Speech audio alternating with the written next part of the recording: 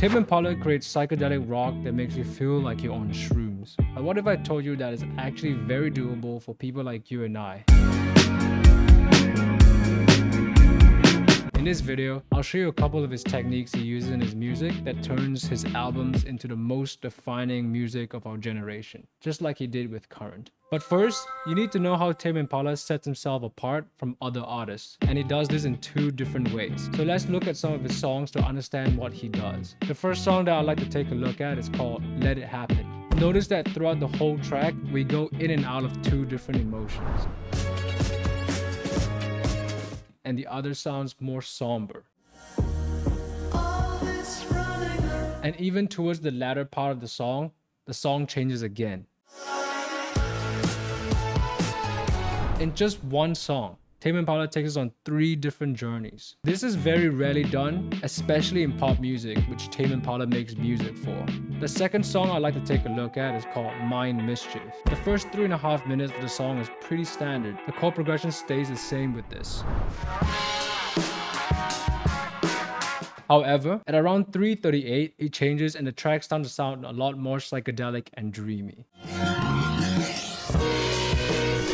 So how does he do it? In Let It Happen, he goes from playing chord progression 1 to chord progression 2, which takes his sound from upbeat to somber. This is just between the verse and the chorus, by the way. And then in the bridge, it shifts again to a third chord progression. The chord progression actually stays the same for the first 3.5 minutes, but then it changes at the end into a second chord progression, and the whole vibe of the song shifts again. So using what we just learned, let's start with the chorus of our track. Here's what the chorus will sound like in my chorus.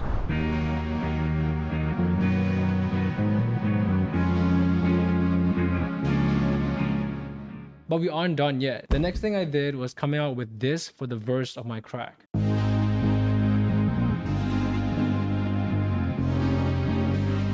And finally, to end the song in a very psychedelic manner, this is what I came up with.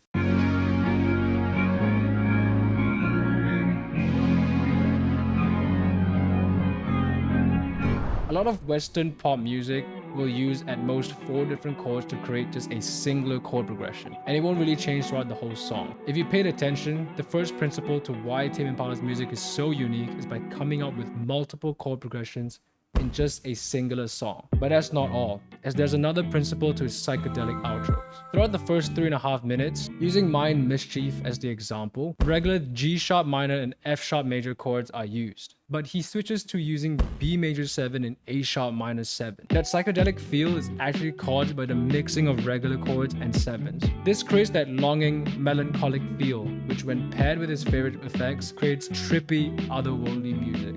And to find out what they are, we must take a look at Tame Impala's pedal board for clues. And upon researching online, I found that there are 6 main essential pedals that he uses all the time. These are EHX Small Stone, Boss Blue Driver, Dunlop Fuzz Phase, EHX Holy Grail, Diamond Vibrato, MXR Carbon Copy. Remember the 3 different chord progressions earlier from my track? Listen to what it sounds like after processing.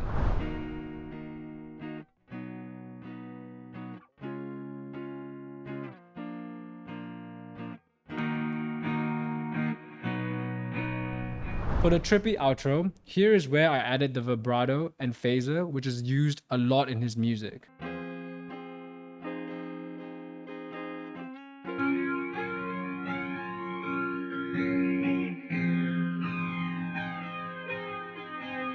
So now that all the chords and sounds are sounding nice and psychedelic, there's one thing Tame likes to do differently with his drums as well. Tame Impala puts a very heavy emphasis on his drums. Here is a video of him talking about it. I mean, drums are the most important thing to me. Like rhythms to me are almost more important than the music. It's kind of the thing that I spend the most time thinking about and like imagining. If I'm ever, stressed or like even like watching movies, like I find myself just playing the drums in my head when I'm watching movies. It's like a mental fidget spinner. Yeah, wow. Me thinking of drums. With that in mind, here's a drum pattern that I ended up using for this track.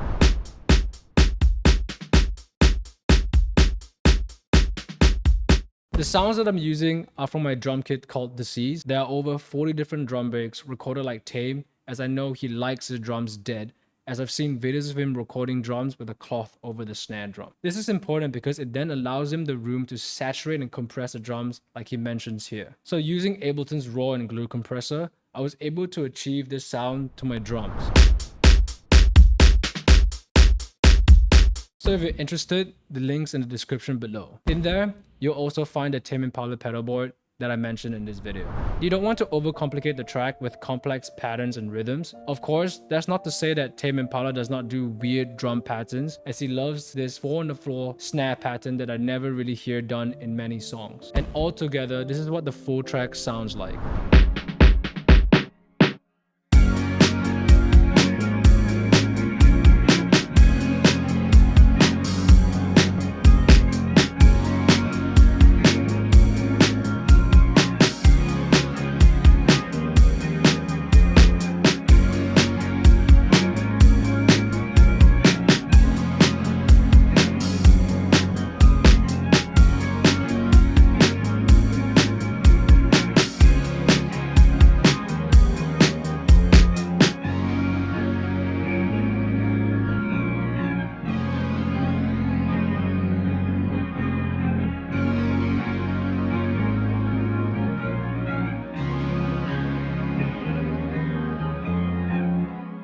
As a producer, you can't just copy Tame's style and be happy with that. You need to find other techniques to mix in and create your own unique sound to show to the world. Luckily for you, there's tons of artists we can take inspiration from, so go watch this video next to learn what techniques Biba Doobie uses to get her unique alt indie sound.